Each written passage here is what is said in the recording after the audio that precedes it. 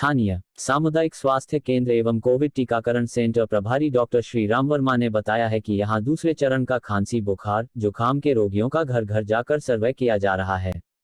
जिसमें शिक्षा विभाग से बीएलओ, चिकित्सा विभाग से एएनएम आदि कार्यकर्ता, आंगनबाड़ी कार्यकर्ता एवं आशा सहयोगिनी घर घर जाकर सर्वे कर रहे हैं। ऐसे मरीजों को फॉलोअप कर मेडिसिन किट वितरण किया गया है। प्रथम चरण के सर्वे के बाद अब दूसरे चरण के सर्वे में खांसी बुखार जुकाम से पीड़ित मरीजों के साथ होम आइसोलेट कोरोना पॉजिटिव मरीज में से स्वस्थ हुए मरीजों की गणना भी की जा रही है। होम आइसोलेट स्वस्थ मरीजों की गणना के साथ